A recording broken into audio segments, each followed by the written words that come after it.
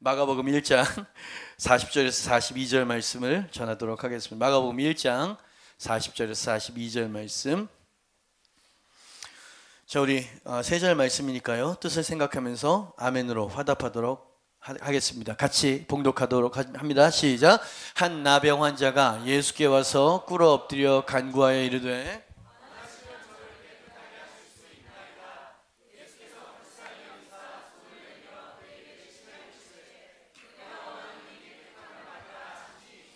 곧 나병이 그 사람에게서 떠나가고 깨끗하여진지라. 아멘. 한번 짧게 의지하는 기도 올리겠습니다. 하나님, 찬양으로 영광 받으셔서 감사하고, 하나님 말씀 가운데 임재하여 주셔서 이 말씀이 우리 심령 가운데 옥토와 같은 마음 가운데 떨어지는 결실하는 말씀이 되게 하여 주옵소서. 전하는 자 듣는 자 복되게 하시고 오늘 임재하시는 주님을 만나게 하옵소서. 예수 그리스도 이름으로 기도합니다. 아멘. 제목 한번 읽어봅니다. 시작. 긍휼이라고 하는 제목으로 말씀을 전합니다. 오늘 설교를요, 여러분을 좀 안심시키는 마음으로 설교를 시작하길 원합니다. 안심시키는 멘트는 바로 이것이에요. 여러분 안심하십시오. 하나님은 긍휼의 하나님이십니다. 우리의 구세주 예수님도 긍휼이 많으신 어린 양이시다. 긍휼, 그것이 어떤 개념인지 우리가 살펴보게 되겠는데, 하나님은 긍휼하신 분이세요. 그리고 예수님도 긍휼이 많은 분이시라 성경 전체가 이야기를 하고 있죠. 시편 103편 8절 말씀입니다. 읽어도 좋은 말씀. 같이 읽습니다. 시작. 여호와는 긍휼이 많으시고 은혜로우시며 노하기를 더디하시고 인자하심이 많으시고 풍부하시도다. 단어가 얼마나 풍부합니까? 긍휼이 많으십니다. 아멘입니다. 그리고 인자가 뭔지 아시죠? 인자한 것, 그것이 아주 풍부하신 분이 누구야? 하나님이 그런 성품을 갖고 계신다. 예레미야 애가 3장 22절로 23절, 예레미야 선지자가 쓴 거죠. 가장 비극적이고 가장 비탄에 빠져 있는 상황 가운데 예레미야 선지자가 불렀던 소망으로 불렀던 하나님의 성품에 대한 노래였어요. 같이 읽습니다. 시작. 여호와의 인자와 긍휼이 무궁하심으로 우리가 진멸되지 아니함이니이다. 이것들이 날마다 아침마다 새로우니 주의 성실이 크도소이다. 제가 오늘 좀 잘못 쓴 게 맞네요. 뭐라고 해서 여호와의 인자와 긍휼이 어떻게 하시다고요? 무궁하심으로. 무궁하다, 영원하다, 끝이 없다라는 뜻이에요. 여러분, 이 빨리 아멘이 안 나오는 거 보니까 별로 느껴지지 않는 것 같아. 하나님의 인자와 긍휼은 무궁하신 긍휼이신 줄 믿습니다. 그죠? 무궁하다, 끝이 없다는 거예요. 그죠? 긍휼하신 하나님. 그리고 오늘 본문 말씀 속에 보니까 신약에 이제 예수님이 오시는 거죠. 보이지 않는 하나님의 보이는 형상으로 오신 예수님도 그 긍휼하심이 한이 없는 모습으로 우리에게 비춰지고 있더라, 이 말입니다. 흉측한 사람, 그리고 많은 사람들에게 외면당하고 율법의 저주를 받은 사람, 그래서 사람들과 접촉할 수 없는, 아니 사람과 접촉해서는 안 되는 이 한 나병 환자, 문둥병 환자를 만지시고 고치시고 새 삶을 주시는 모습, 우린 예수님의 이러한 행동과 모습을 긍휼하심이라고 이야기를 합니다. 모든 사람들이 외면했거든요. 근데 예수님은 그를 받아주시잖아요. 그 당시 유대 문화 여러분 아시죠? 이 아주 예수님의 행동은 비상한 행동이었어요. 왜냐하면 문둥이와 접촉하는 것, 만나는 것도 이거는 금기시되어 있는데 예수님이 만지셨어요. 율법을 어기시면서까지 베푸신 긍휼이기 때문에 예수님의 긍휼은 정말 한이 없다, 끝이 없다. 유대인들은 깜짝 놀랄 만한 일이고요, 예수님이 비난을 받을 만한, 그것을 무릅쓰고 보여주신 긍휼이었다. 그래서 우리는 예수님이 하나님이 긍휼하신 분이시다라고 하는 걸 이 피상적으로 생각해서는 안 돼요. 그분의 긍휼하심은 한이 없으신 긍휼이신 줄 믿습니다. 그분의 자비하심은 끝이 없는 자비하심인 줄 믿습니다. 그래서 여러분, 제가 안심하라고 말씀을 드리는 거예요. 왜냐하면 주님의 눈치를 보는 사람들이 있거든요. 주님께서 나를 미워하시면 어떡하나, 정죄당하면 어떡하나, 이런 불안한 마음을 가지고 있는 사람들에게 제가 안심하라고 말씀을 드리는 겁니다. 당신이 섬기는 하나님은 긍휼이 무궁하신 하나님이시다. 제가 오늘 그 긍휼의 주제, 하나님의 성품과 관련해서 여러분들의 시선을 좀 집중시키고 싶은 포인트는 이것이에요. 긍휼의 하나님이신데 그 긍휼이라고 하는 개념은 동정이라고 하는 개념과 다른 것이다라고 하는 것을 서론적으로 말씀을 드리고 싶어요. 왜냐하면 많은 사람들이 누군가를 동정한다라고 하면 긍휼히 여김을 받는다, 동의어 정도로 생각을 하거든요.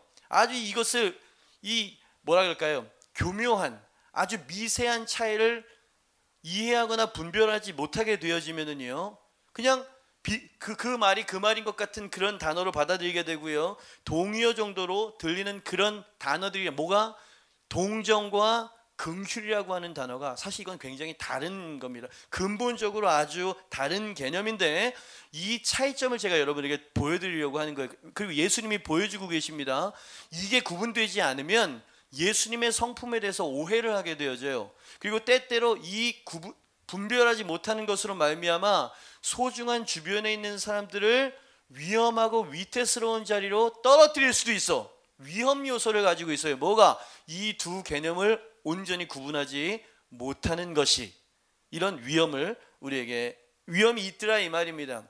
서론이 조금 길었습니다. 그렇다면 제가 이야기한 것처럼, 그리고 성경이 이야기한 것처럼 동정과 긍휼이 무엇이 어떻게 다른 걸까? 우리가 이걸 좀 비교해서 생각해 봐야 됩니다. 하나님은 긍휼이 한이 없으신 하나님이야. 근데 그 긍휼은 동정과 좀 달라요. 나병 환자에게 보이신 예수님의 행동은 왜 천 목사가 동정이 아니라 긍휼이었다고 이야기하는 것인지 그 차이를 느끼시고 깨닫게 되심으로 주님을 만나게 되길 주님의 이름으로 축복합니다. 첫 번째, 긍휼은 어떤 것이냐? 1번입니다. 관심이 있으신가? 당신이 섬기는 하나님의 성품이에요. 그리고 우리의 소망이기도 하죠. 같이 한번 읽어봅니다. 시작. 긍휼은 감정이 아니라 적극적인 행동이다 라고 하는 면에서 동정과 달라요. 이 말은 무슨 말이에요? 동정은 감정적인 것이라는 이야기죠. 동정과 긍휼이라고 하는 단어를 국어사전에서 한번 찾아봤습니다. 정확한 정의가 어떤 것인지부터 규명하고 싶었죠. 결론적으로 99%가 같은 의미로 혼용돼서 쓰고 있었어요. 근데 1% 정도가 달라. 요 1%가 다른 게 아주 극명한 차이를 만들어내더라 이 말이에요. 우리나라도 막 혼용해서 쓰지요. 동정한다, 긍휼을 받는다. 똑같은 단어로 생각을 하죠. 영어도 마찬가지예요. 영어 단어를 제가 몇 개 찾아봤는데요. 이런 단어를 쓰고 있습니다. 다 동정하다, 긍휼하다 같이 쓰고 있는데 국어사전에 보니까 1%가 달라. 이 차이를 여러분들은 깨달으셔야 됩니다. 동정은 어떤 것이냐? 동정, 남의 어려운 처지를 자기 일처럼 알아주거나 가엾게 여기는 마음, 요게 동정이라는 단어의 뜻입니다. 근데 긍휼은 어떤 것입니까? 비슷해요. 99%가 불쌍하고 가엾게 여겨서 어떻게 해준다? 도와준다. 차이점을 여러분 발견하셨습니까? 여러분, 동정은 가엾게 여기는 마음이에요. 즉 감정적인 단어를 말하는 거야. 감정적인 것, 마음 씀씀이를 말하는 건데, 긍휼은 뭐냐면 감정을 넘어서는 거예요. 그 문제 안으로 들어가는 거예요. 그리고 도와주려고 하는 적극적인 행동, 적극적인 태도, 여기까지를 우리는 긍휼이라고 말한다 이 말이야. 그죠? 비슷하지만 하나는 감정이고 하나는 액션이다 라고 하는 거예요. 사람들은 이 두 개념을 혼용해서 쓰지만 예수님과 성경은 두 단어를 구분해서 쓰신다 이 말이야. 그리고 그 하나님과 예수님은 긍휼의 하나님이시다 라고 성경에서는 이야기를 하고 있는 것이지요. 그래서 오늘 나병 환자를 대하시는 예수님의 태도에서 우리는 보게 되어지는 것입니다. 동정과 긍휼이란 단어가 오늘 나오지 않아요. 근데 예수님의 행동을 보니까 예수님은 이 두 개념을 구분해서 우리에게 가르쳐주고 계신다는 거죠. 41절입니다. 예수께서 불쌍히 여기사, 여기까지는 동정일 수 있어요. 그죠? 불쌍히 여기는 마음이 일어났다 이 말이야. 그래서 예수님은 거기서 멈추지 않고 어떻게 하셨어요? 손을 내밀어 그에게 대시며 이르시되 내가 원하노니 깨끗함을 받으라 하시니. 아멘입니다. 예수님은 이 가련한 나병 환자를 바라보실 때 처음에는 불쌍히 여기는 마음, 동정심이 일어났어요. 근데 예수님은 이 환자를 향한 사랑과 긍휼이 너무 컸기 때문에 그 감정적인 것에서 멈출 수 없으셨다는 것을 우리에게 보여주고 있습니다. 이 외면당하는 나병 환자에 대한 예수님의 사랑은 너무 커서 그의 삶 속에 들어가십니다. 그의 문제 속으로, 심지어 율법을 어기면서까지, 그래서 사람들의 비난을 당하게 될지라도 그 문제 안에 들어갈 만큼 예수님의 마음은 감정적인 것을 넘어선 불붙는 그러한 마음이었다. 이해가 되시면 아멘 하시길 바랍니다. 이게 바로 긍휼인 것이에요. 그죠? 동정과 다른 차이점을 여러분 느끼셔야 돼요. 성경은 이것을 구분하고 있습니다. 사람들은 동정을 할 수 있을지 모르지만 어느 정도까지는 들어가지 않죠. 근데 예수님이 누군가를 동정하실 때는 그 문제와 삶까지 들어가셔서 결국에는 그 문제를 해결해 놓으신다 이 말이야. 이게 바로 긍휼이라는 단어에 있는 숨어있는 보석과 같은 차이점이라 이 말이지. 여러분, 예수님께서요 이 비슷한 두 단어의 차이를 나타내 주시는 비유 말씀을 하나 더 주신 적이 있으셨어요.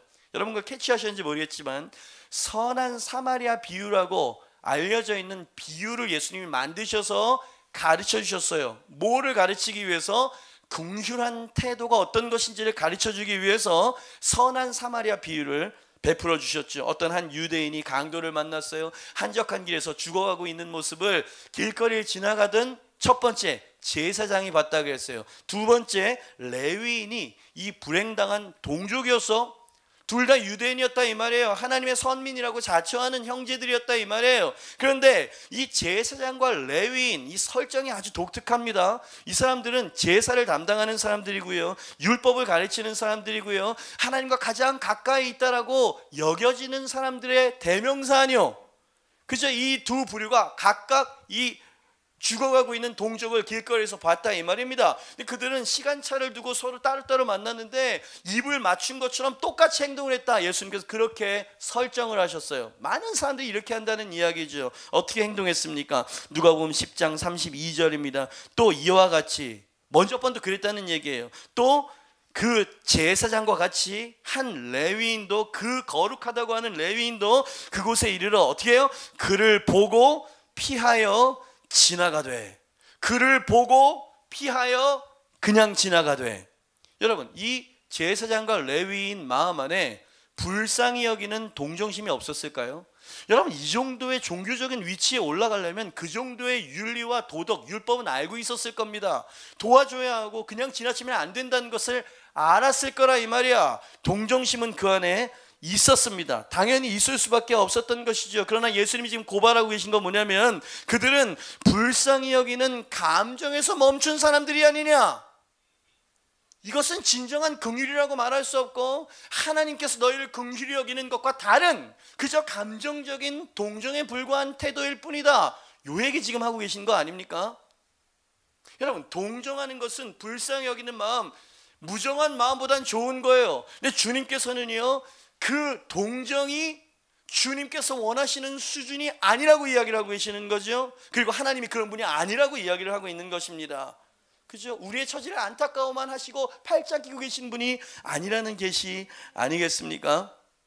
불쌍히 여기기는 했지만 이 사람의 불행과 문제 안으로 들어가고 싶지는 않았던 사람들, 이 사람을 동정이 아닌 긍휼로 대하려면 나의 시간과 스케줄을 희생해야 되고 치러야 될 대가지불도 만만치 않다는 것을 알았기 때문에 양심의 소리를 야속한 등돌림으로 잠재웠었던 사람들, 이것이 동정과 긍휼의 차이라는 이야기죠. 그러나 예수님께서요 아주 유대인들이라면 불쾌할 만한 샘플을 들어서 이게 바로 동정 이상의 긍휼이야. 너희도 그래야 하고 너희의 하나님이 이런 성품과 마음을 가지신 분이시지 라고 하면서 등장시킨 캐릭터가 선한 사마리아 이방인이었다 이 말이지요. 누가복음 10장 33절 34절입니다. 어떤 사마리아 사람은 여행하는 중 거기 이르러 그를 보고 불쌍히 여겨. 여기까지는 제사장과 레위인들과 같은 동정심이었어요. 우리 모두가 거기에서 멈추지요. 그러나 가까이 가서 기름과 포도주를 그 상처에 붓고, 전부 동사예요, 싸매고 자기 짐승에 태워서 주막으로 데리고 가서 돌보아 주고 모자란 것이 있으면 돌아올 때 다시 페이백 할 테니까 이 사람을 좀 잘 돌봐 달라고. 이것을 제사장도 유대인도 레위인도 아닌 사마리아 이방인이 이렇게 했다. 여러분, 이 비유를 주신 건 뭐냐면 누가 진정한 이웃입니까? 라고 하는 그 질문에 대한 대답을 주셨던 것이거든요. 그죠? 여러분, 이 메시지 여기까지 전하면 야, 내가 그런 긍휼의 사람이 되어져야 되는데 내가 거기까지 도달하지 못했구나. 여러분, 오늘 설교는 그렇게 듣고 전하지 않기를 원합니다. 제가 말하고 싶은 건 뭐냐면 예수님과 하나님이 긍휼하신 분이시다. 그저 우리를 불쌍히 여기실 뿐만 아니라 우리를 위해서 찾아오시는 분이시다. 우리의 문제 안으로 들어오시는 분이시나 하늘 영광을 버리시고 이 땅까지 찾아오시는 걸 보십시오. 그래서 안심하라고 이야기를 하는 거예요. 그래서 감사하고 찬양하고 소망을 품으라고 여러분에게 말씀을 드리는 겁니다. 그분은 긍휼이 많으신 분이시다. 그렇죠? 얼마나 소망이 되어 이게 정말 믿겨지고 이 하나님을 만났다면 우리는 이렇게 한숨 가운데 살지 않을 것이에요. 그래요. 당신에게는 하나님에 대한 지식이 부족해요. 하나님이 어떤 분이신지에 대한 확신이 부족하다 이 말입니다. 저는 하나님의 성품을 믿습니다. 그분은 긍휼이 풍성하시고 무궁하신 분이신 줄 믿습니다. 그리고 그분이 우리의 선한 아버지가 되신다고 약속하셨어요. 그 소망이 당신으로 하여금 우뚝 서게 하고 강하게 만들어줄 것입니다. 미국의 한 신학교 설교학 교수님이 이 수업을 어떻게 진행했냐면 몇 날 며칠에는 설교를 하는 설교 시험을 보겠다, 테스트를 보겠다. 본문은 오늘 본문 말씀에 선한 사마리아인에 대한 이 비유를 가지고 설교문을 작성하고 각자 나와서 설교를 하는 것을 수업을 대체하겠다. 이렇게 이제 낸 거예요. 학생들이 열심히 준비했고 그날이 되었습니다. 근데 이 교수가 이 설교를 하는 그날 아침 교문 앞에 누군가를 고용을 했죠. 그래서 남루하고 아주 고통당하는 쓰러져 있는 한 사람을 연출을 한 거죠. 실제인 것처럼. 그죠? 그 교문 앞에 한 사람을 쓰러져 있는 노숙자를 거기다 배치를 시켰다는 이야기예요. 자, 가가지고 이 설교를 해야 점수를 얻을 수 있는데 이 불쌍한 사람을 그냥 지나치자니 마음도 좀 그렇고 모든 학생들이 자신이 해야 할 설교를 위해서 교실로 들어갔다는 얘기인 거예요. 그리고 학생들이 자기가 해야 될 설교를 쭉 해나갔을 때 교수님이 맨 마지막에 와서 그렇게 평가를 했다며 여러분의 설교는 다 가짜였습니다.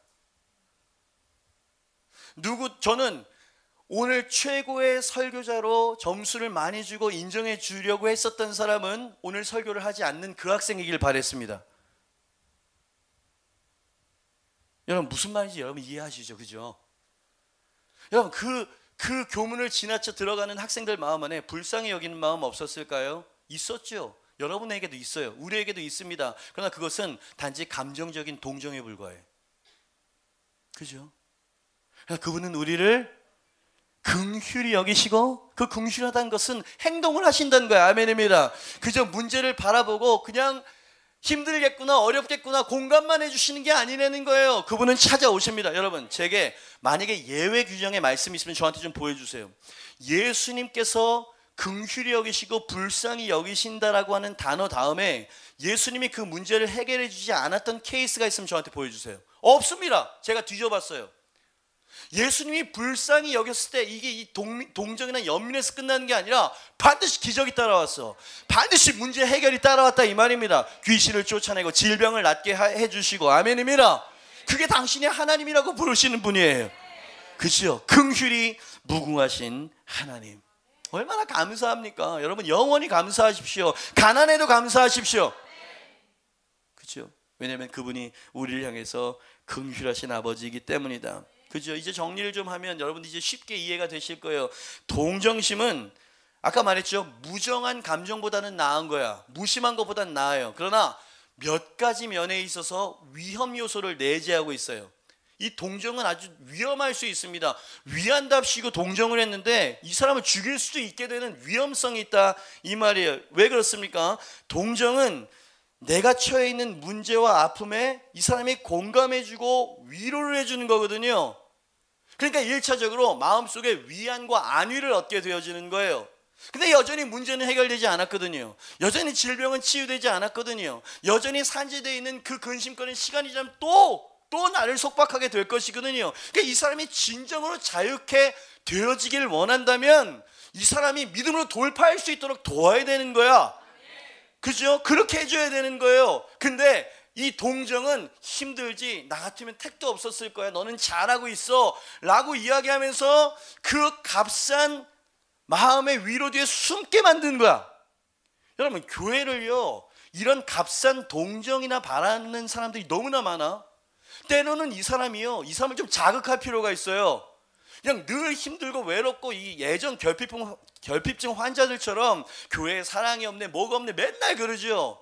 언제 사람들을 선한 사마리아처럼 섬기고 이렇게 세울 수 있는 사람으로 성장하려고 하세요. 그죠? 당신이 진정으로 당신을 원하는 건 그 가운데에도 강인하게 하나님께 엎드릴 수 있는 사람을 만들어주는 것, 하나님과 하나님의 약속을 신뢰할 수 있도록 모범을 보여주고 동기부여를 해주고, 이게 진정한 긍휼 아니냐 이 말이요. 그죠? 근데 셀리더가 뭐 한마디만 이야기하면 내 말을 들어주지 않았네, 뭐하네, 그냥 상처를 받고 막 이러죠. 잘 한번 생각해 보세요. 어떤 것이 진정으로 당신을 위한 것인지. 그래서 동정이란 감정은 위험한 거예요. 값싼 회피에 숨어버리도록 만드는 그런 일이 되기 때문에. 또 하나는요, 진정한 긍휼은 아까 말했던 것처럼 기적과 돌파, 하나님의 개입하심을 이 사람이 맛볼 수 있도록 도와주는 것이 진정한 긍휼이야. 아멘입니까?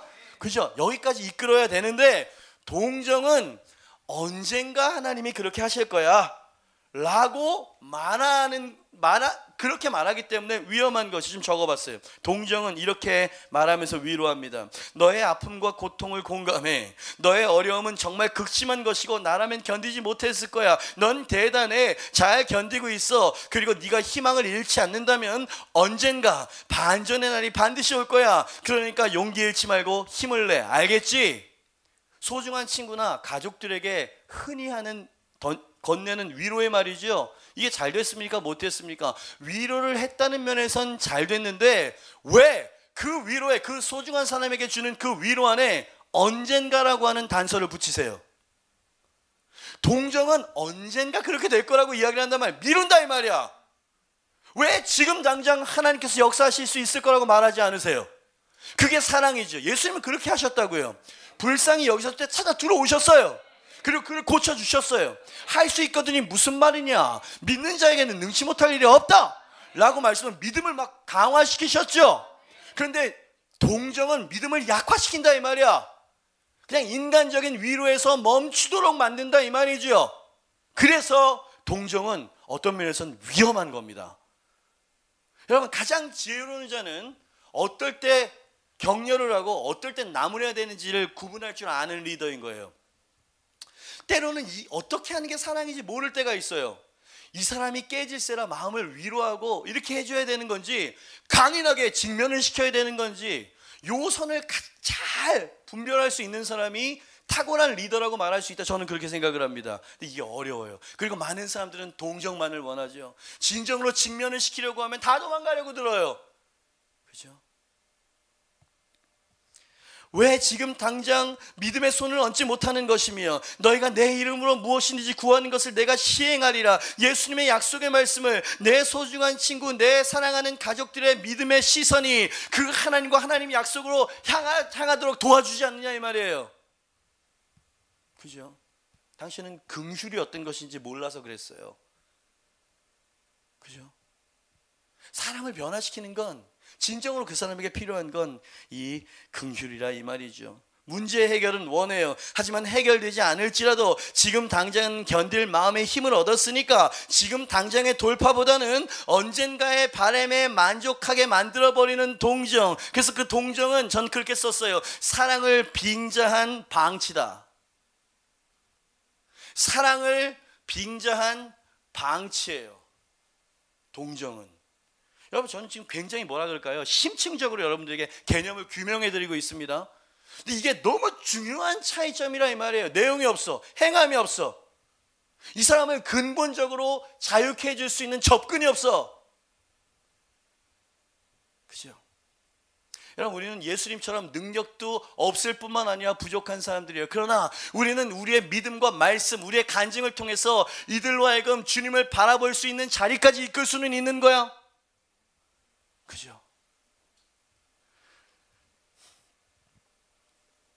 진정 누군가를 사랑하신다면 예수님처럼 하셔야 됩니다. 예수님도 불쌍히 여기는 마음과 눈빛으로 그를 바라보시고 말씀하셨어요. 근데 거기서 끝낸 것이 아니라 예수님은 이렇게 말씀하시고 행동하셨죠. 하나님이 너를 사랑하시고 너를 향한 하나님의 마음은 긍휼하심으로 불타고 있느니라. 하나님은 네가 문둥병에서 자유케 되기를 원하시며 지금 당장 낫게 하실 수 있는 능력의 하나님이시니라. 제사장들은 문둥병자를 만지면 안 된다고 말했느냐? 아들아, 이리로 오거라. 나의 치유의 손길을 느껴봐라. 내가 너를 만지고 있지 않느냐? 내가 원한다. 네가 치유되기를 내가 원하며 네 삶의 돌파가 일어나기를 내가 원하노니 언젠가가 아니라 지금 당장 치유될지어다. 이것이 예수님께서 보여주신 긍휼의 태도였어요. 당신이 당신의 아내를 사랑한다면 이런 식으로 행동해야 돼요. 당신이 당신의 자녀를 정말 사랑한다면 아플 때 문제가 있을 때 당장 와서 지금 하나님을 바라보라고 기도해주고 독려해야 된다 이 말이야. 그죠? 예수님 그렇게 하셨어요. 얼마나 깊이 있고 고귀하게 우리를 다루시고 계시는 겁니까? 여러분 다시 한번 여러분을 안심시키고 소망의 메시지를 던져요. 하나님은 긍휼의 하나님이십니다. 예수님도 긍휼이 무궁하신 우리의 목자장이라고 베드로가 이야기했어요. 목자 양을 케어하는 목자장 되신 우리 영혼의 목자장 되시는 예수님이라 이 말이 아멘입니다. 그런데 왜 당신은 긍휼의 하나님을 전하는 것을 주저하거나 머뭇머뭇대고 있는 걸까요? 왜 그렇게 하십니까? 그죠? 주님께서 이것을 교정하라고 말씀하세요. 너에게 이 믿음을 가지래요. 하나님을 온전히 신뢰하는 마음을 가지래요. 여러분 우리는 믿음 없는 동정의 사람이 아니라 믿음 있는 긍휼의 사람이 되어야 할 줄 믿습니다. 다시 믿음 없는 동정의 사람이 아니라 믿음 있는 긍휼의 사람이 되어야 될 줄 믿습니다.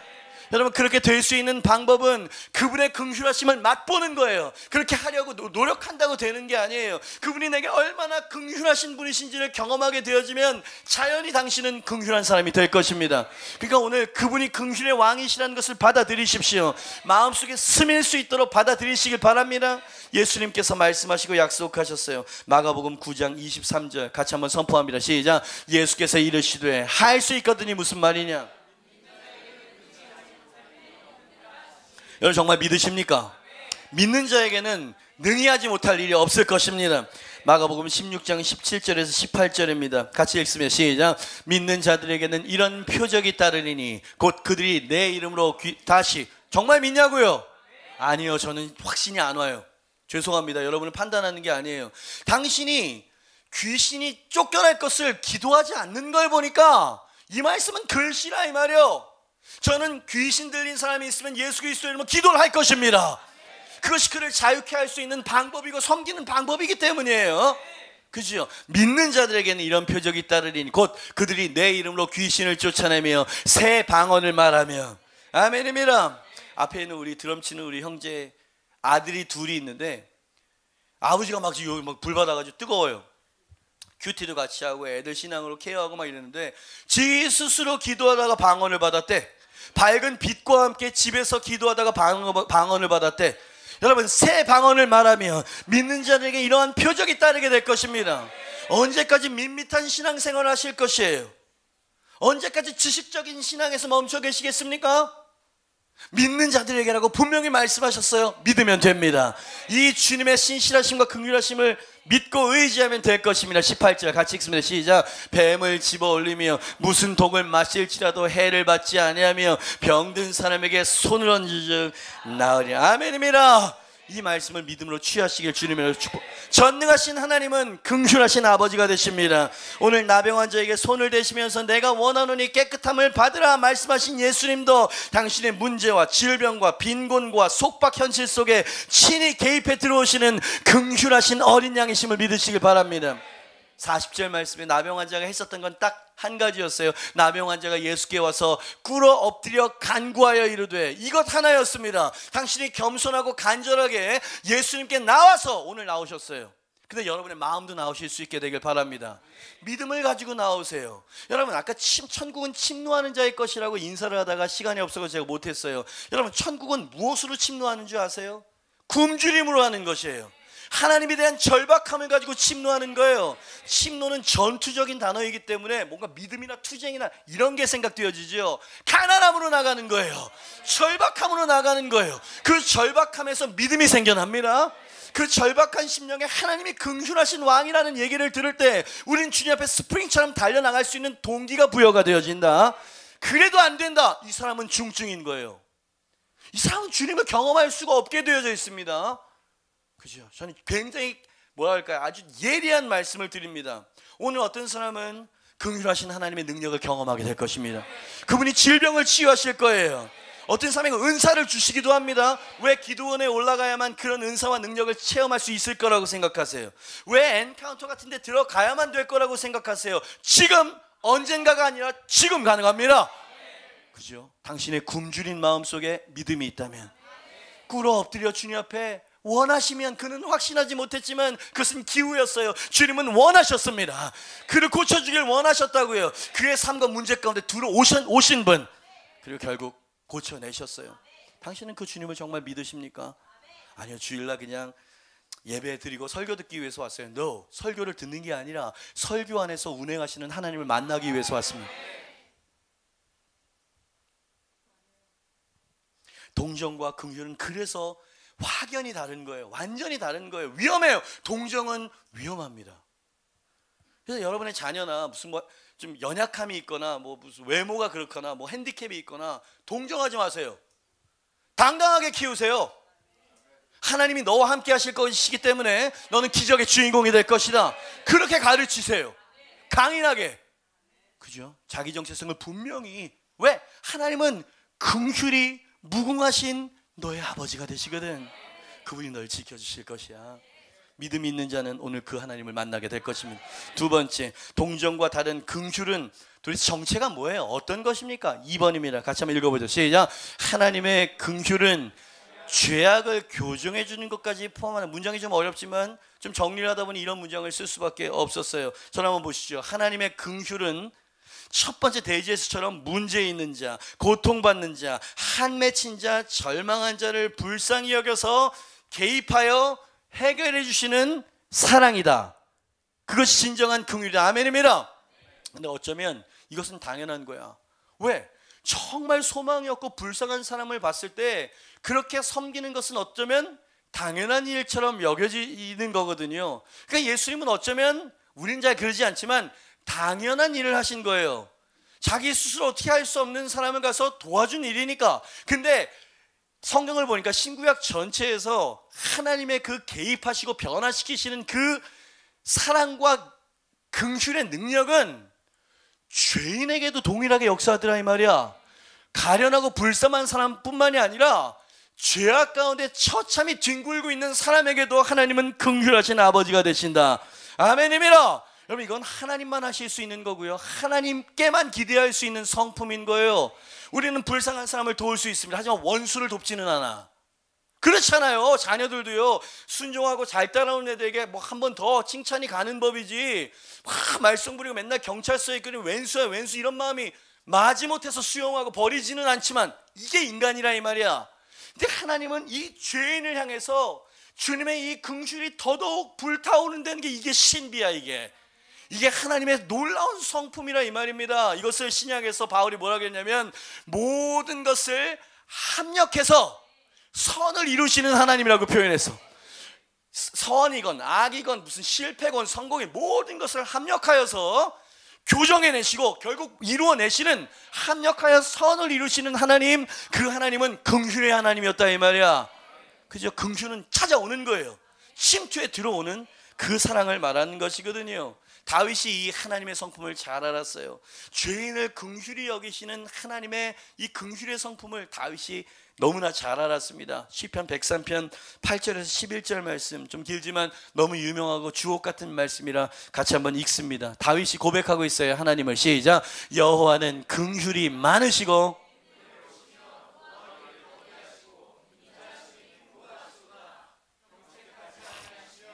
노를 영원히 품지 아니하시로다. 우리의 죄를 따라 우리를 처벌하지 아니하시며 우리의 죄악을 따라 우리에게 그대로 갚지는 아니하셨으니 이는 하늘이 땅에서 높음같이 그를 경외하는 자에게 그의 인자하심이 크심이로다. 아멘입니다. 여러분, 저를 한번 보시죠. 다윗은 하나님의 마음에 합했던 사람이라는 걸 꼭 기억하세요. 누구보다도 하나님을 가까이 알고 있었던, 하나님을 체험적으로 가장 친밀하게 알고 있었던 사람이 쓴 고백이라는 것을 염두에 두시고 하나님을 이해하시라 이 말입니다. 그 다윗이 하나님을 뭐라고 표현하냐면, 죄를 따라서 처벌하지 아니하시고 죄악을 따라서 그대로 갚지 아니하시는, 뭐예요? 은혜와 자비와 긍휼의 하나님이란 얘기잖아요. 지금 긍휼이 그런 거잖아요. 그죠? 하나님이 그런 분이라고 지금 노래하고 있어요. 이것은 다윗을 향한 다윗의 신앙 고백이었습니다. 그리고 자신의 누추한 과거와 죄악을 통해서 깨닫게 되어진 신앙 고백이기 때문에 울림이 커.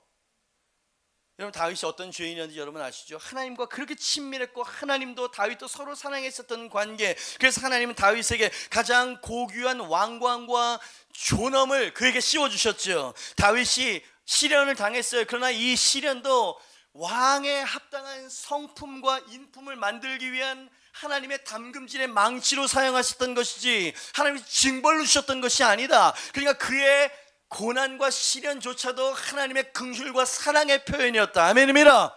그죠? 이게 하나님과 다윗의 관계였어요. 그런 다윗이 밧세바와의 불륜 사건, 그리고 그 남편 우리아와 살해 지시까지 상상할 수 없는 죄악을 저지르고 말았다는 말씀 여러분 들으셨어요?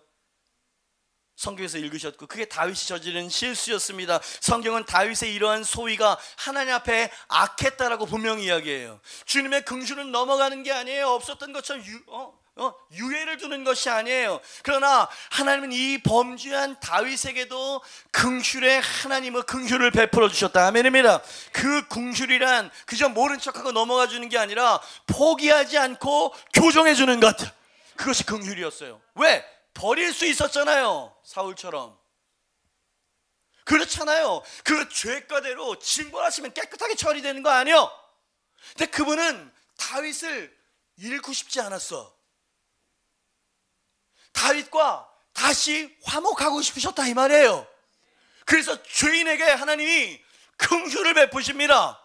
벌 대신에 긍휼을 베푸신다 이 말이지. 어떻게 긍휼을 베푸셨던 것입니까? 우리가 생각하는 그 따뜻한 단어와 좀 다른 뉘앙스로 긍휼을 베푸셨어요. 죄를 지은 자녀들에게는 이렇게 긍휼을 베푸십니다. 나단을 보내셔서 하나님의 아픈 마음을 계시하시죠. 네가 잘못했어가 아니고 내가 너무나 아프다 이렇게 말씀하십니다. 여러분, 이것은 일종의 구애와 같은 어떤 태도인 거예요. 그죠? 버리시지 않는다, 포기하지 않는다, 긍휼을 베푸신다. 거짓과 은폐로 완전히 죄악에 눈이 멀어버린 다윗의 죄악이 어느 정도로 흉악한 것이었는지를 직면시키심으로 충격을 받게 하신다. 여러분, 저는 하나님을 사랑합니다. 하나님을 섬긴다 이 말이요. 근데 왜 저를 보고타까지 가게 하셔가지고 깨뜨리실까요? 잘 생각하십시오. 뭐 꼭 거기 가야 돼? 여러분, 낚시를 하려면 바닷가에 가야 되는 거예요. 서핑을 타고 싶으면 파도가 있는 곳에 가야 될 거 아니에요. 그죠? 어디에나 계시는 하나님이시기 때문에 하나님의 뜻이거든 나에게 역사하실 거야 라고 하는 건 대단한 교만입니다. 무슨 말인지 이해하세요? 간절함과 굶주림이 하나님의 임재가 있는 곳을 가게 만드는 거고요. 그 굶주림을 누가 일으켜? 하나님, 그리고 하나님의 긍휼이 그렇게 하신다. 이게 긍휼이에요. 개입해 오시는 거죠. 결국 올바른 자리로 우리를 세워두시는 거 아닙니까? 하나님께서 하나님과 멀어진 하나님의 임재와 구원의 기쁨을 잃어버린 한 영혼이 다윗 말이에요, 얼마나 고통스러운지를 철저하게 느끼게 하시는 것도 긍휼과 사랑이야. 만약에 이런 자극이 없다 그러면 완전 멀리 갑니다. 신앙을 버리고 완전 떠나버릴 수 있겠죠. 그죠? 그래서 하나님께서 브레이크를 거십니다. 그게 사랑이래. 그게 하나님의 긍휼이라고 이야기를 합니다. 하나님의 임재를 떠났을 때 얼마나 고통스러운지 여러분 아시죠? 다윗이 이렇게 노래했어요. 시편 32편 3절로 4절입니다. 내가 입을 열지 아니할 때에 종일 신음함으로 내 뼈가 쇠하였도다. 감추고 은폐하고 잘 감출 수 있을 거라고 생각했는데 혼자 왔을 때 그 죄책감과 그 드라이함, 그 정죄감과 견딜 수 없는 공허함, 구원의 기쁨을 거두어가지 마시고 성령을 내게서 거두어가지 마세요.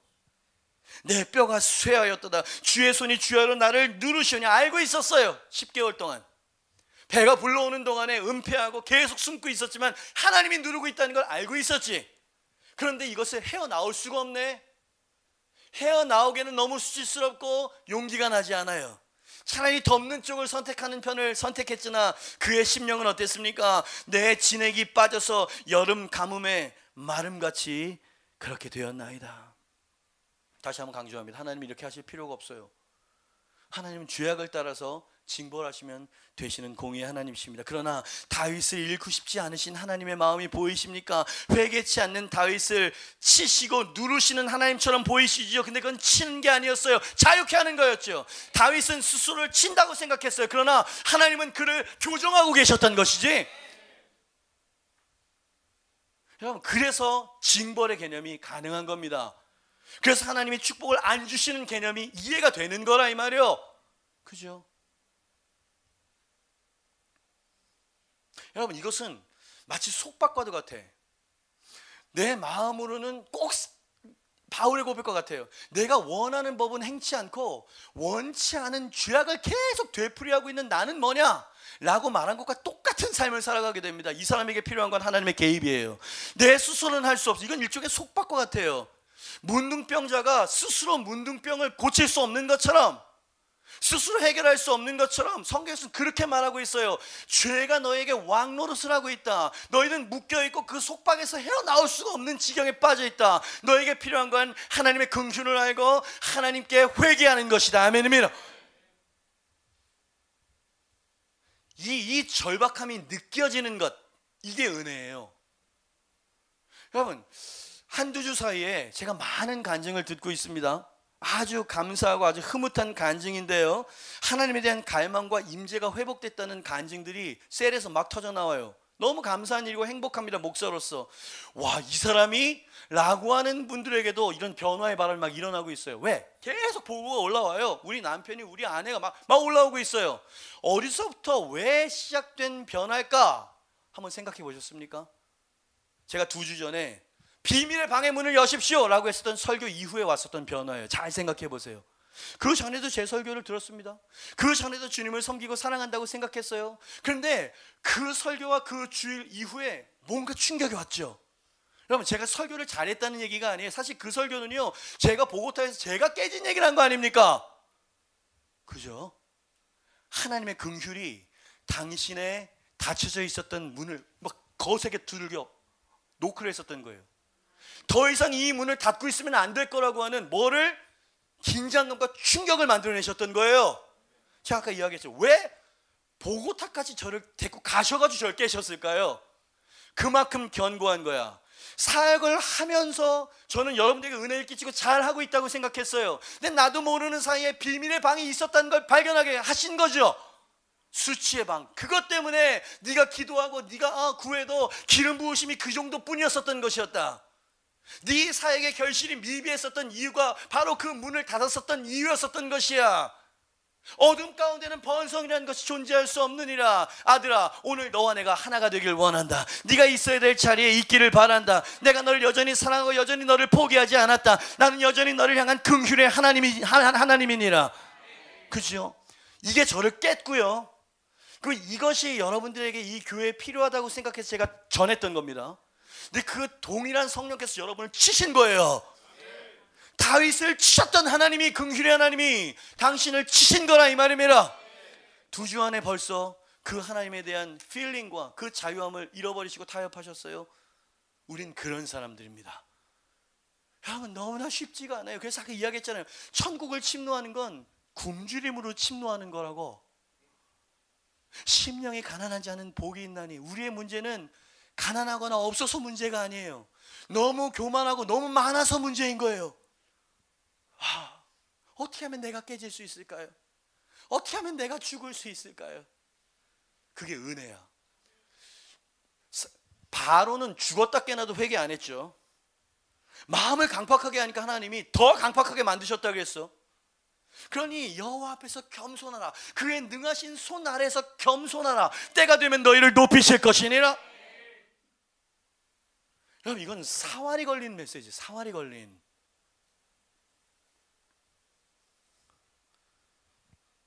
하나님께서 우리를 부르고 계세요. 하나님의 긍휼은 나병 환자와 같이 연약한 자뿐만 아니라 죄악된 자, 묶여있는 자, 가장 추악하고 냄새나는 죄인을 과거보다 더 존귀하고 거룩한 승리자로 만들어내실 수 있는 긍휼이시다. 한 가지만 기억하세요. 긍휼은 감정이 아니에요.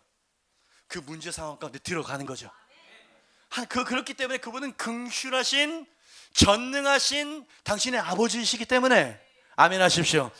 하나님은 전능하시면서도 긍휼이 한이 없으신 당신의 아버지이시기 때문에 당신의 문제를 그냥 내버려 두시지 않으신다. 당신의 질병이 낫기를 오늘 설교 말씀처럼 원하신다. 동정하고 공감만 하시는 분이 아니라고 믿으셔야 돼요. 이걸 믿지 않으면 기적은 일어나지 않아. 감동은 받을 수 있어, 동정은 받을 수 있어. 그러나 기적은 경험할 수 없어요. 기적이란 그분이 오셔서 근본적으로 바꿔 놓으시는 거예요.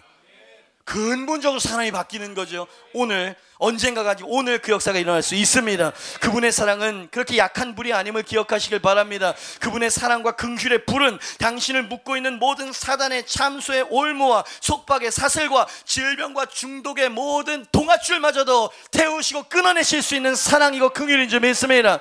그분의 사랑을 믿으세요.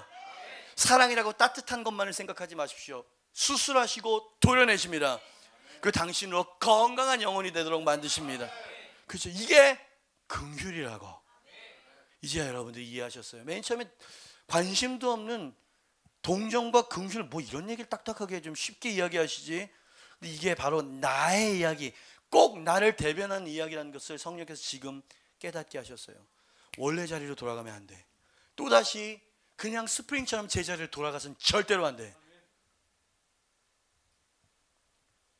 다행히도 아직까지 보고타의 그 하나님과의 순정이 아직 식지 않았어요. 식을 만한 환경이 100가지도 넘어. 갔다 온 사람 빨리 아멘 해야지. 지켜내는 게 너무 어렵지? 한국은 너무 몰라. 이게 얼마나 종교적이고 얼마나 각박한지를 이 안에 있는 사람들은 모른다니까. 내가 가서 그 생수 한 바가지도 아니고 한 모금만 마셔도 우와 시원하다. 그러니까 보고타 가야 돼. 일단 보고타 전에 엔카운터부터 들어오세요.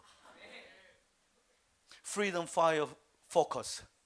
Freedom, 자유를 경험하게 될 것이고요. Fire, 불을 경험하게 될 거예요. 느껴지지 않아요? 뭔가 좀 이글이글거리고 있다는 것이. 일부 예배 어떠세요? 어떤 사람 아직 적응이 안 되시는 분이 계시겠지만 일부 예배 막 선포기도 막 하는 거 어떻게 거북하게 여겨지세요? 여러분 성령께서 얼마나 기뻐하시는지 저는 알 수가 있어요. 와우. 여러분 꼭 믿으셔야 됩니다. 한 번의 터치로 12년 혈루증의 속박이 끊어질 수 있다는 걸 믿으시길 바랍니다. 다메섹에서의 한 번의 엔카운터, 예수님과의 한 번의 엔카운터로 교만한 자 사울이 겸손한 자 바울로 바뀔 수 있습니다. 불의 혀 같은 급하고 강한 소리와 같은 한 번의 성령의 임재하심과 성령의 불이 도망자, 은둔자들을 세상이 감당할 수 없는 사람들을 만들어 놓았다. 빨리 아멘을 크게 하셔야 됩니다. 마음을 겸손하게 하세요. 그분을 갈망하십시오. 오늘 그분이 사모하는 자에게 오신다 이 말이에요. 천국은 침노하는 자를 기다린다고 이야기해서 좋은 얘기가 아니에요. 듣기 좋은 인커리지하는 메시지가 아니라 진리예요. 진리. 하나님이 지금 당신 마음에 침노 당하기를 원하십니다. 그리고 당신 삶과 문제 가운데 들어가기를 원하십니다. 당신의 가정은 바뀔 수 있습니다. 당신의 질병도 치유될 수 있음을 믿으시길 바랍니다. 하나님은 긍휼의 하나님이시다. 찬양팀 빨리 나오시고요. 여러분 한 가지를 분명히 믿으십시오. 오늘 정말로 믿으셔야 돼요. 그것은 뭐냐면 하나님은 진실로 당신을 사랑하십니다. 다시 저를 똑바로 보세요. 눈빛만 봐도 알 수가 있어요. 하나님은 정말로 진실로 당신을 사랑하십니다. 정말로 진실로 당신이 잘 되길 원하십니다. 정말로 진실로 건강하길 원하시고요. 정말로 진실로 형통하길 원하세요.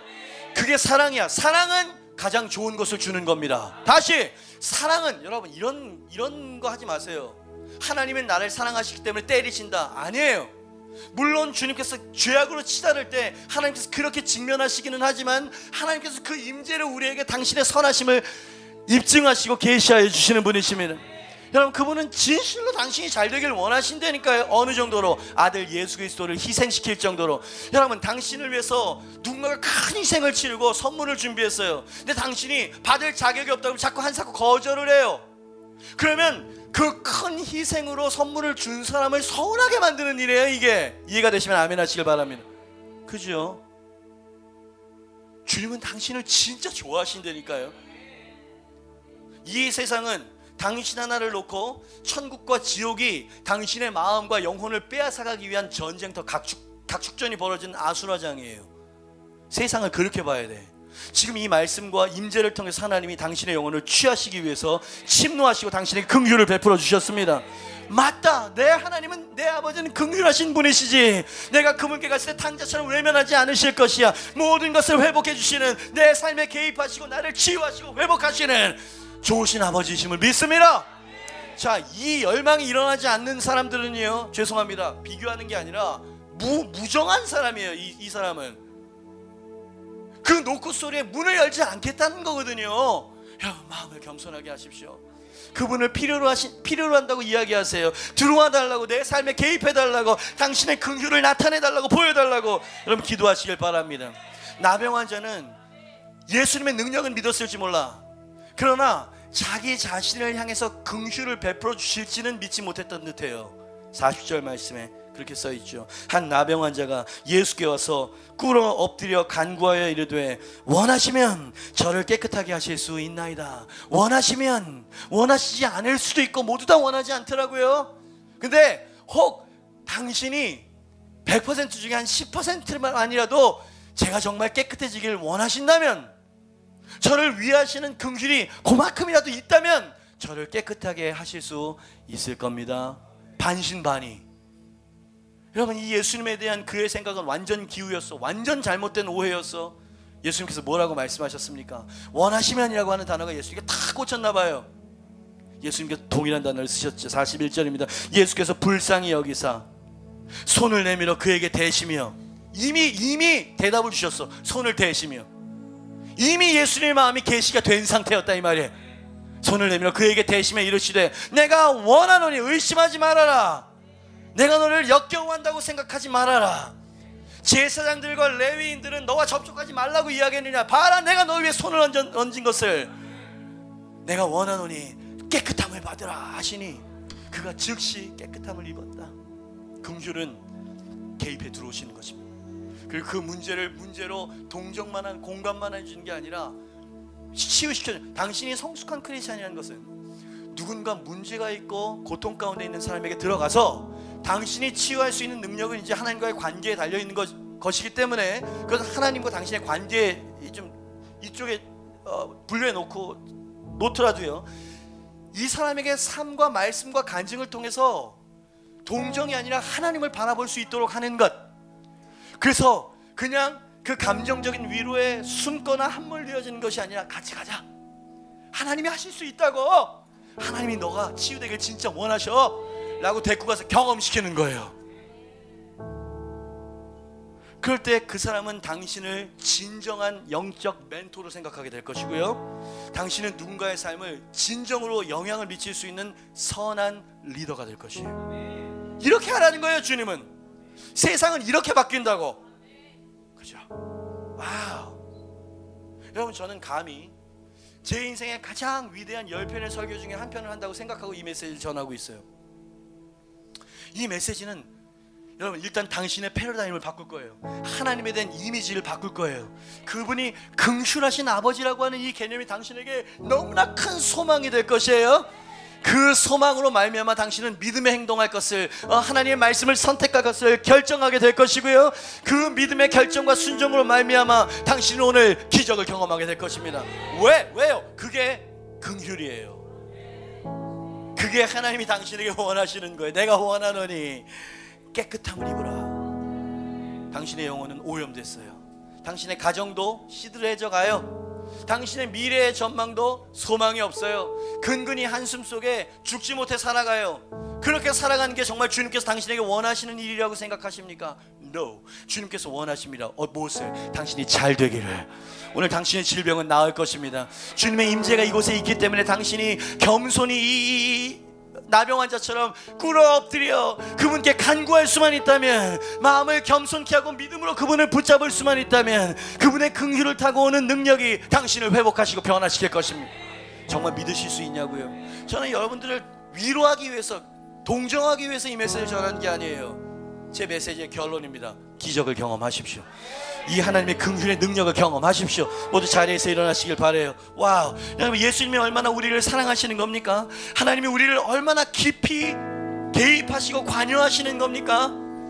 여러분, 저는 주님이 나를 위해서 십자가에 희생하셨기 때문에 그분을 사랑하는 면이 있지만, 그분이 우리 이렇게 자상하고 깊이 있게 대해주시는 그 사랑과 긍휼 때문에 그분을 사랑하게 돼요. 손을 내밀어 그에게 대셨어요. 여러분, 지금 시각화하시길 바랍니다. 당신의 머리 위에 예수님이 안수하시는 손이 올라와 있어요. 주님의 그 손을 시각화하시길 바랍니다. 믿음으로 그림을 그리라 이 말이에요. 나의 질병이 예수님께로 전가되고 있습니다. 그리고 그분의 치유가 내게 흘러오는 모습을 시각화하시길 바라요. 지금 이 시간에 당신의 질병이 낫기를 하나님이 원하십니다. 원수 마귀의 속박이 끊어져서 자유케 되기를 원하십니다. 아니요, 다시요. 여러분의 영혼을 살피세요. 자꾸 높아심이 들어요. 여러분, 우리가 이성적으로 동의하는 것과 내 영혼, 여러분, 때로는요, 내 이성이 이해하기 전에 내 영혼이 확 믿겨질 때가 있어요. 그래서 믿음은 선물이에요. 갈급한 자에게 하나님이 막 믿음을 선물로 확 주십니다. 우와, 예수님의 옷자락에 손을 대면 나을 거야 라고 하는 강한 동기가 부여가 되는 거죠. 어떤 사람은 그냥 이성적으로 주님 이해는 해요. 그러나 제게는, 여러분, 이게 다 의심인 거 아세요? 이 생각으로 말미암아 하나님의 능력이, 긍휼의 능력이 임할 수 없어요. 여러분, 제가 부정적인 얘기를 여러분에게 하는 것이 아니에요. 믿으십시오. 그분은 긍휼하신 왕이십니다. 당신을 위해서 아들을 희생시킨 좋으신 선하신 아버지라 이 말입니다. 아들과 함께 모든 것을 주신다고 말씀하셨어요. 모든 것 안에는 질병의 치유도 있습니다. 당신의 영혼은 자유케 될 것이에요. 부정적인 생각아, 혼탁하고 우울하고 호러적인 모든 생각들아, 예수의 이름으로 떠나갈지어다. 여러분, 어떤 질병인지 여러분 믿음으로 한번 도전해 보시지 않으시겠어요? 여러분, 지금 제가 여러분에게 드리는 것이 아니고요, 당신의 믿음이 천국을 끌어당기는 것입니다. 그분은 긍휼하신 분이세요. 동정만 하시는 분이 아니시죠. 동정에 지쳤어요. 형제님, 제가 중보할게요.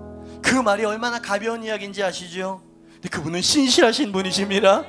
그분이 당신의 이 처지와 당신의 절박한 부르짖음을 듣고 보시면은요, 오십니다. 지금 이 10층 강서구 20층에 오신다 이 말이야. 와, 꼭 기억하세요. 당신을 좋아하신다고요. 당신이 잘 되길 원하신다고요. 자유케 되어서 막 춤추어서 찬양하길 원하세요. 당신의 입에서 간증이 터져나길 원하세요. 그게 주님이 영광을 받으시는 방법이라고요. 그러니 오늘 기적을 경험하십시오. 주님이 그렇게 하실 수 있는 분이세요. 자, 아픈 부위에 손을 대십시오. 관절염, 당뇨병, 모든 우울증과 모든 조울증과 모든 영혼의 육신의 모든 질병을 향해서 예수 그리스도의 이름으로 선포할 것입니다. 내가 원하노니 깨끗함을 입어라. 여러분, 작은 것이라도 기도하세요. 감기 몸살도 기도하세요. 지금 치유를 경험하시길 바랍니다. 여러분, 아멘 소리를 좀 크게 하셨으면 좋겠어요. 오늘 기적이 일어나게 될 것입니다. 그죠? 믿음을 크게 하세요. 원하시면 나를 깨끗하게 하실 수 있습니다. 원하시면이 무슨 말이에요? 주님은 원하시고 계셨어요. 그분은 당신보다도 더 원하셨어요. 모두 다 노라고 이야기해도 예수님은 예스하고 대답하시는 분이십니다.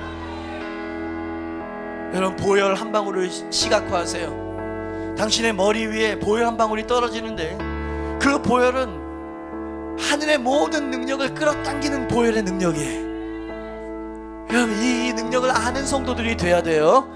지금 이 공간 안에 당신의 머리 위에 보혈이 있음을 시각화하시고요, 이 시간에 모든 질병을 향해서, 모든 묶임을 향해서, 모든 우울함과 두려움을 향해서 예수의 이름으로 떠나갈지어다. 치유될지어다. 주님 원하시오니 나를 변화시켜 주시고 나를 고쳐 주시옵소서. 가정을 향해서, 식어진 심령을 향해서, 내 죽어진 영혼을 향해서, 내 진액이 빠져나가는 것 같은 심령을 향해서 주님 나를 살려 주시옵소서. 하나님, 나를 구원하여 주시옵소서. 나를 자유케 하여 주시옵소서. 우리 두 손을 높이 들고 우리 주여 한번 외치고 통성으로 기도합니다.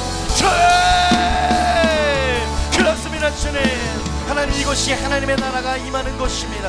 하나님, 천국은 진노하는 자들을 기다리고 계신다고 하셨습니까? 아버지 하나님, 여기 있는 사랑하는